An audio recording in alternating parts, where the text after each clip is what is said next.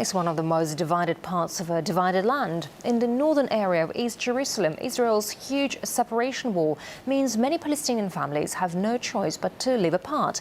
RT's Paula Slier went there to find out what effect it has on everyday life.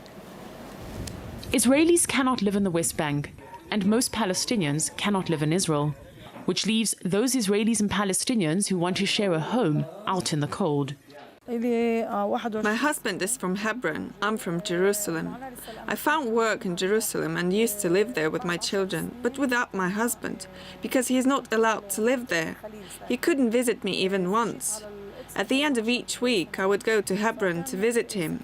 We lived like that for 4 years. Welcome to No Man's Land, a neighborhood that is technically part of Jerusalem, but in reality is on the Palestinian side of the security wall that Israel has built. Some 2,000 mixed couples live here. The problem of Kufr Aqab is that so many people are immigrating to the area because they have to. So in 4 years, we've had a growth of 35,000 people. It's become more crowded than Gaza. Suhair and Safwan came to live here 6 years ago with their 3 children.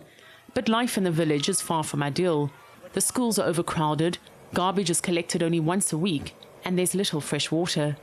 Safwan is old and sick, and basic health services are hard to come by.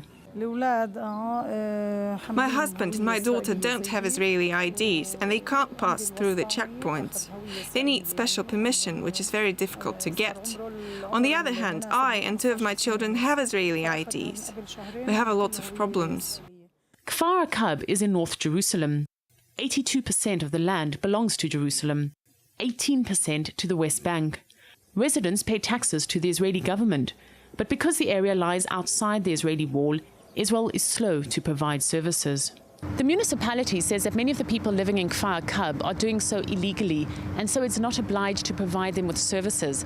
It also says that the security wall makes it more complicated to carry out these services, and the state needs to give it more money.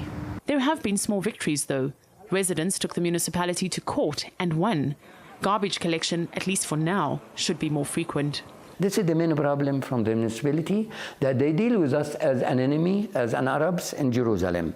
So we have to change that, because we have our rights. People, they pay the taxes, they pay everything, and they're suffering from that. Phones and internet access are limited because Palestinian companies are not allowed to install lines in a so-called Israeli area. And because the Israeli police won't come here, law enforcement is scarce. There are 4 neighborhoods like this one. The goal is to make them not part of Jerusalem and to make them fall under the jurisdiction of the Palestinian Authority.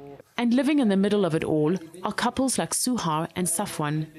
They merely want to be together, but politics and division are making that more and more difficult every day. Paula Slier, RT, Jerusalem.